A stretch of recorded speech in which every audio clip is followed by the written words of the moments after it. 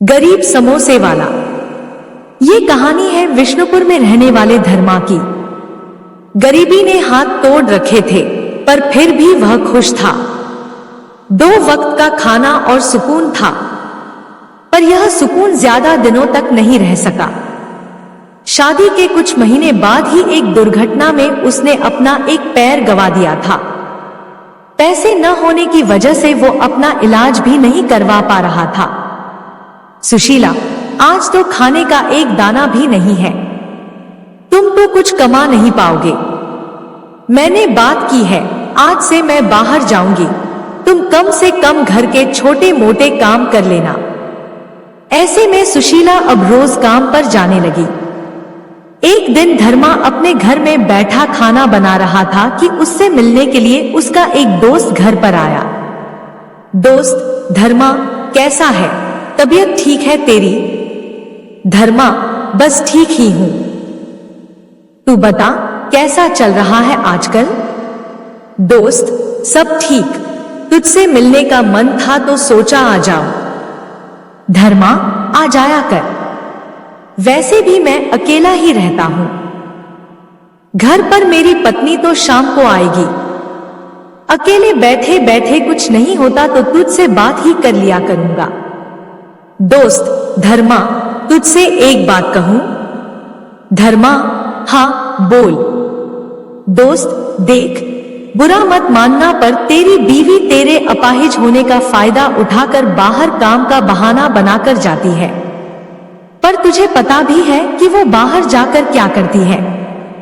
धर्मा, साहिल, ऐसे मत बोल।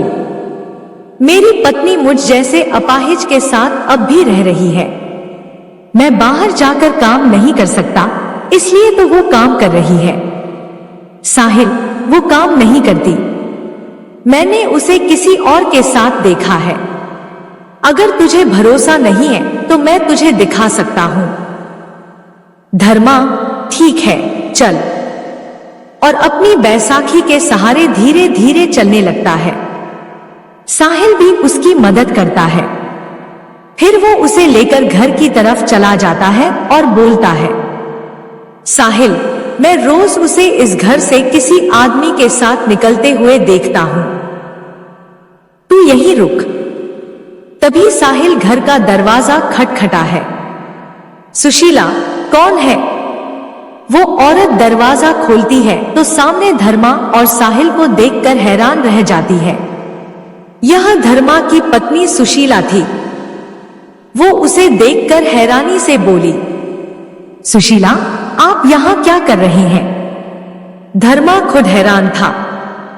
वो गुस्से से उसे घूर रहा था और सुशीला के पीछे से आते हुए वह आदमी बोला, आदमी कौन है सुशीला? अच्छा, तुम हो सुशीला के पति? हाँ हाँ, बताया था उसने। तुम अपाहिज हो, बिना सहारे के चल नहीं सकते। धर्मा की आंखों से आंसू बहने लगे। वो कुछ नहीं बोला, बस चुपचाप रोते हुए अपनी पत्नी को देखता रहा।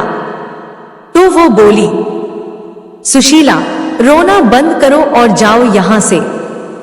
तुम्हें झेलते झेलते थक गई हूं। एक अपाहिज के साथ रहना कितना मुश्किल होता है, पर अब मैं तुम्हारे साथ नहीं रहूंगी। मैं बिल्ला से शादी करूंगी। जाओ यहां से। अपने टूटे पैर का इलाज तो करा नहीं सकते।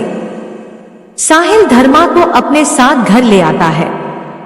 आज धर्मा ने बहुत प्यार से और अपने बचाए पैसों से सुशीला के लिए समोसे बनाए होते हैं। धर्मा सोचा था, थक कर आएगी तो दोनों साथ मिलकर प्यार से बातें करते हुए खाएंगे, पर अब धर्मा का कोई ऐसा इरादा नहीं था। उसने वो समोसे साहिल को देते हुए कहा, धर्मा, मेरा तो दिल अब कुछ भी करने का नहीं कर रहा। किसी लायक नहीं हूं मैं, पर अन्न का अपमान नहीं कर सकता, इसलिए यह तुम खा लो। साहिल, धर्मा, ऐसा मत बोल। अगर उस औरत को तेरे साथ नहीं रहना, इसका मतलब यह नहीं कि तू किसी लायक नहीं है। धर्मा, पर सच यही है कि मैं कुछ नहीं कर सकता। मुझ जैसा अपाहिज भला क्या करेगा? जो बिना सहारे के चल तक नहीं सकता। साहिल, तू कितना पागल है। कितना अच्छा हुनर है तेरे पास। जादू है तेरे हाथों में और तू कहता है कि तू किसी लायक नहीं है। धर्मा, क्या मतलब हुनर? मैं कुछ समझा नहीं। साहिल, अरे तेरे समोसे की बात कर रहा हूं। मैंने आज से पहले इतने अच्छे समोसे कभी नहीं खाए भाई। धर्मा, पर मैं तो ऐसे ही बनाता हूं। साहिल, तो तू एक काम क्यों नहीं करता? तू समोसे का छोटा सा ठेला शुरू कर दे। धर्मा, तू मजाक कर रहा है? मेरे पास रात का खाना बनाने के पैसे नहीं है और तू बोल रहा है कि मैं समोसे बेचना शुरू कर दूं।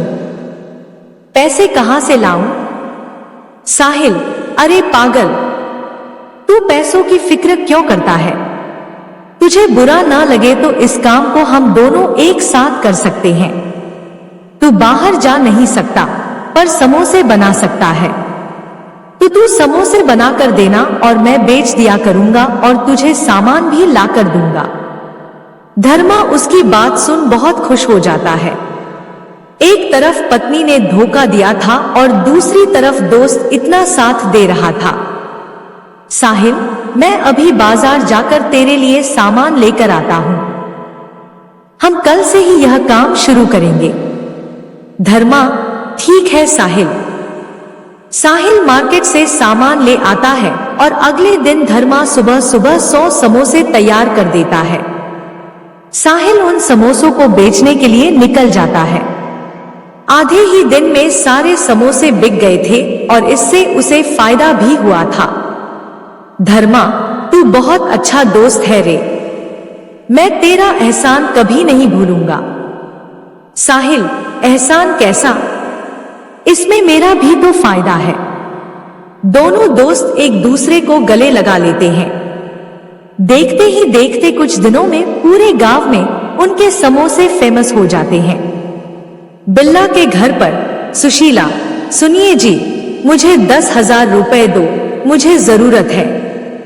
बिल्ला, अरे अभी कल ही तुम्हें 6,000 दिए, वो कहां गए जो अब 10,000 तुम्हें और चाहिए? सुशीला, वो खर्च हो गए। नई साड़ियां ले आई थी। बिल्ला, अरे प्राइवेट नौकरी करता हूं, मैं कहीं का सेठ नहीं हूं। सुशीला, अच्छा जी, शादी करने से पहले तो बहुत डींगे मारते थे, रानी बनाकर रखूंगा। बस 4 दिन में हवा निकल गई। बिल्ला, जैसे तुम इससे पहले तो सूरत के किसी हीरा व्यापारी के यहां पटरानी थी ना, जो ऐश परस्ती यहां खोज रही हो। भूल जाओ सब, समझी? 1 रुपया नहीं दूंगा अब। सुशीला, ऐसे कैसे नहीं दोगे? शादी करके लाए हो, खर्चे तो उठाने पड़ेंगे। बिल्ला गुस्से में परेशान होकर चला जाता है। उसके बाद आए दिन सुशीला और बिल्ला की लड़ाई होने लगती है। बिल्ला को शराब पीने की आदत थी। एक दिन बिल्ला शराब पीकर उसकी पत्नी ने इसे आबाद कर दिया और मुझे बर्बाद। आज मुझे इसकी वजह से ये दारू की लत लग गई है। इसको तो सबक सिखाकर रहूंगा। तभी अगले दिन जब साहिल समोसे बेचने ठेला लेकर गांव में निकालता तो बिल्ला चुपचाप धर्मा के घर में घुस जाता है। धर्मा कढ़ाई में शाम के वक्त के लिए समोसे तल रहा होता है।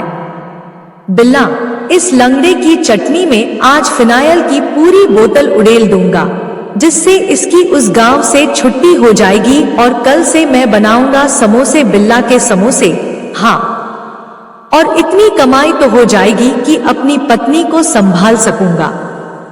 नहीं तो लोग कहेंगे लंगड़े की तरह बिल्ला भी इसे संभाल नहीं पाया। नहीं नहीं, ऐसा बिल्कुल नहीं होगा। इसके बाद मौका पाकर बिल्ला झट से फिनाइल की एक बोतल चटनी में मिला देता है। शाम के वक्त साहिल घर आता है। साहिल, अरे दोस्त, समोसे और चटनी तैयार है ना? आज तो सारा माल दोपहर में ही लग गया। धर्मा, हाँ हाँ, सब तैयार है।